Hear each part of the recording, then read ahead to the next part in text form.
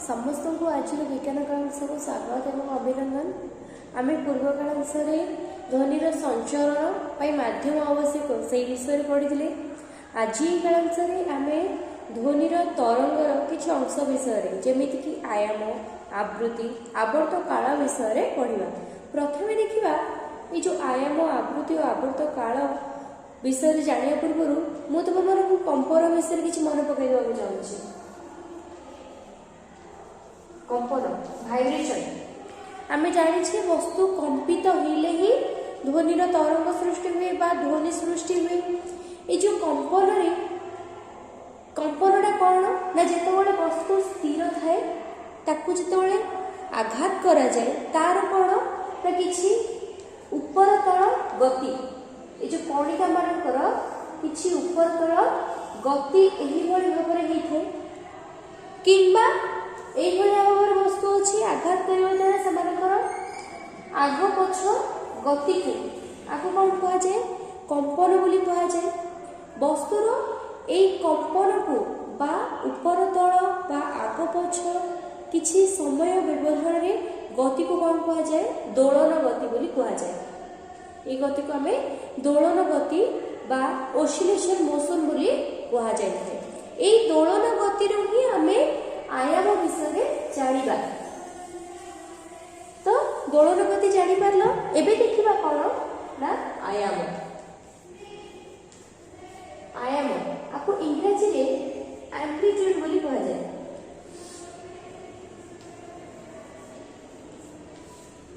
अच्छा आयाम कौन बा एम्प्लीट्यूड कौन एभली भाबरे गोटे अच्छी वस्तु सपोज इलास्टिक मु ताको कौन करी आस्ते कौन करी किछि टाणी छाड़ी से कौन हम भाइब्रेशन हम दोलन गति कर किछि बाट ऊपर तल हम मन कर सी कौन है ना एति ऊपर को गला पुणी एति तल को आसला किछि समय व्यवधान रे तापर कौन हम ना धीरे धीरे कौन हम तार गतिटा स्लो हो से जेति की जेकोसी गोटे पार्श्व को सी तार हाईएस्ट बा सर्वोच्च विस्थापन जो जेति पर्यंत से गला मु कोन करते आहुरी जोर टाइम था से आउ टिके अधिक ऊपर को जाइथता आहुरी अधिक टाइम थिले ये आउ टिके ऊपर को जाइथता। तो जो हाईएस्ट जाउची तापर को कोन होची से स्लो ही कमी कमी आछी तार विस्थापनटा जो जाउची दूरताटा। तो जो सर्वोच्च विस्थापन से सर्वोच्च जेति की गोटे पार्श्व को गला तो सेईटा होची तार आयाम। मुझे जोर आघात करी सी आहरी अधिक हम मुझे कम आघात करी आयाम कमिब। एग्जांपल आम दोली नहीं करवा आम दोली खेली जिते कौन करवा ना जड़े तुम पछरू ठेल तुम कौन कर दोली मोशन कर झुल झुलिला भाव दोली अच्छे तुम किसी अधिक एति पर्यंत सपोज आसिल पुणी पछू से बाट गल तापर कौन हम ना धीरे धीरे धीरे धीरे एमती स्लो पुणी स्थिर हो हाएस्ट जेति बाट तुम आगु जाइथिबो सेईटा होछि तमर आयाम। तापर तुम स्लो हो ना जो तुम अधिक बल प्रयोग करा जिवो ताहा तुम आउ टिके अधिक आगु जीवो तो सेईटा ताले हो तमर आयाम। बुझि पारछो। तो आयाम कोन आमे ए जगह रे पेंडुलम वाला घड़ी मध्ये नहीं परिबा कि घंटा जो पेंडुलम एमती थाए तो ये कौन हुए मोशन करथो दोलन गति करे से किछि आगु को जाउथबो आ किछि पछु आसथबो जो सर्वोच्च समय से आगु को जाउछि ताको आमे कहिबा कोन आयाम बोली कहिबा। तो एई जो मु तुमको देखैली इलास्टिक रो देखैली दोली रो देखैली पेंडुलम रो देखैली ताको आमे एबे तरंग माध्यम रे देखिबा। तरंग रे आयाम केमिति थाए वस्तु स्थिर एमती थाए आघात कले कौन हम भाइब्रेशन हम तरंग सृष्टि कर तरंगटा कौन करे नथि करे यही भलिया एमिति से कौन हम स्लो हम। तो सर्वोच्च हाईएस्ट यही जो गला हाईएस्ट डिस्प्लेसमेंट सर्वोच्च विस्थापन आकु ही आयाम बोली कहा जाए। बुझेला आयाम कौन ना कणिकाटीर जेकोसी गोटे पार्श्व को सर्वोच्च विस्थापन को कणिकार सर्वोच्च विस्थापन को आयाम बोली कहा जाई थाए। हेले एबे देखिबा कोन आवर्त काल कोन आवर्त काल को टाइम पीरियड कहा जाए।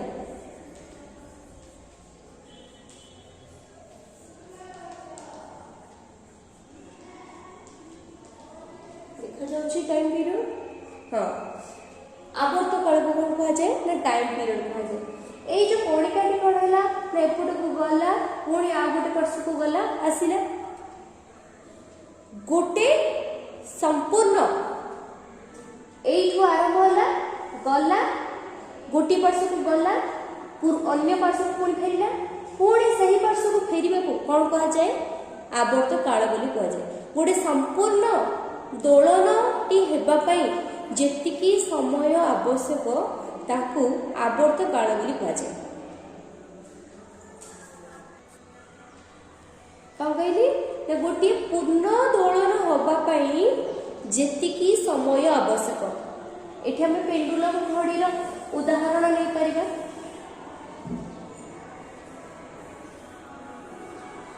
कणिकाटी स्थिर अछि से कौन करिवो ना गोटे पार्श्व केमि आसीबो एठू अन्य पार्श्व को जीव पुणी सही पार्श्व को फेरी आसीबो। स्थिर थिला गोटे पार्श्व को आसिला अन्य पार्श्व को गला पुणी पूर्व पार्श्व को फेरी आसिला आकु कहिबा हमें गोटे पूर्ण दोलन। कौन कहबा ताको हमें पूर्ण दोलन बोली कहिबा।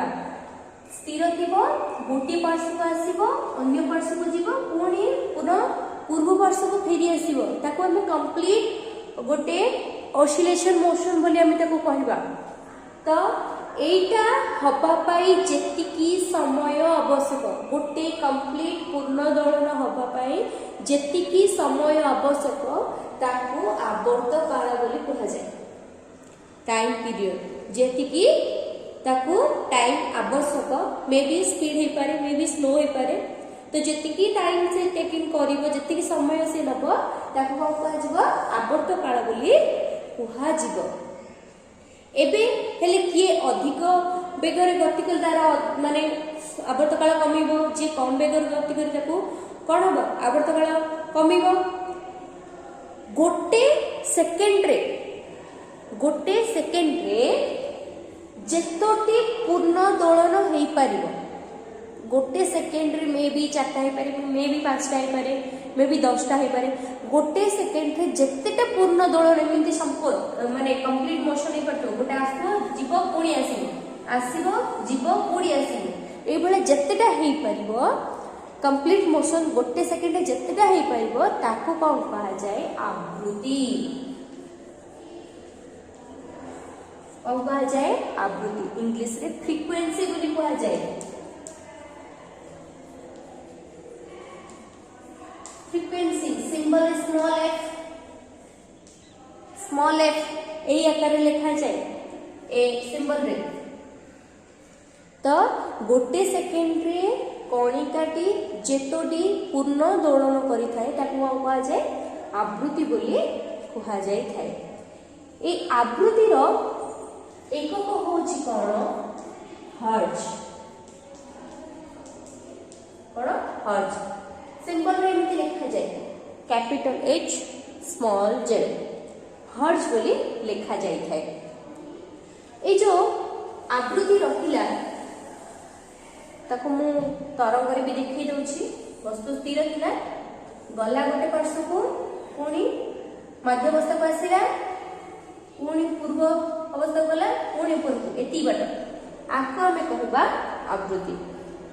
मध्यवस्था जोटा स्थिर अवस्था एटा गोटे पार्श्व को गला अन्य पार्श्व को गला पुणी पूर्व पार्श्व को फेरी आसिला एटा होछ कोन फ्रीक्वेंसी बुझियला। तो ये जो आवृत्ति आउ समय आ दोलन संख्या मध्य गोटे संपर्क अछि कोन ना हर्ट्ज बा आवृत्ति इज इक्वल टू दोलन बाय समय कोन आवृत्ति बा हर्ट्ज इज इक्वल टू दोलन बाय समय कौन ना मने कर दिया हिथिबो एतिकी समय रे एतिकी दोलन होईछि मने कर 4 सेकेंड रे 40 टी दोलन माने कंप्लीट दोलन हेई परिछि ताल तार हर्ट्ज केते 10 हर्ट्ज हो एई भलिया तो हर्ट्ज इज इक्वल टू दोलन बाय समय सेमिति हमर आवृत्ति काल आउ दोलन समय सहित मध्ये गोटे संपर्क अछि कोन सेटा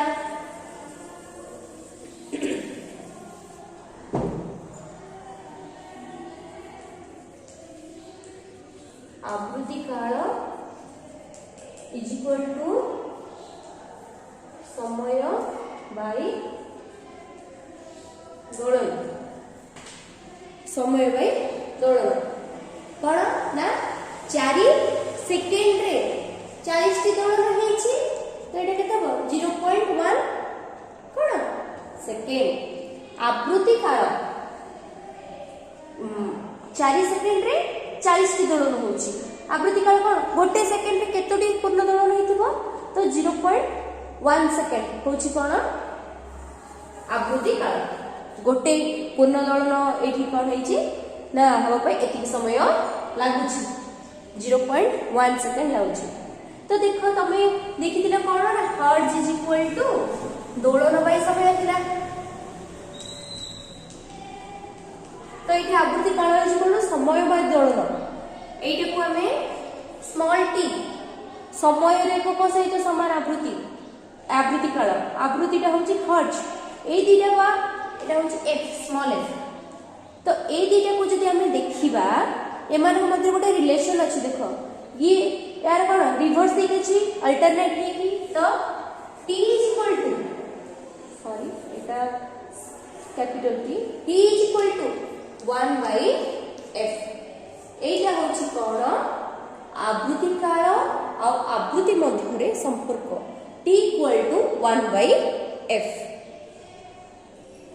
ताहले बुझी पारलो तुम माने कि आवृत्ति कोन आवर्त काल कोन आउ हमर आयाम कोन ठीक अछि धन्यवाद।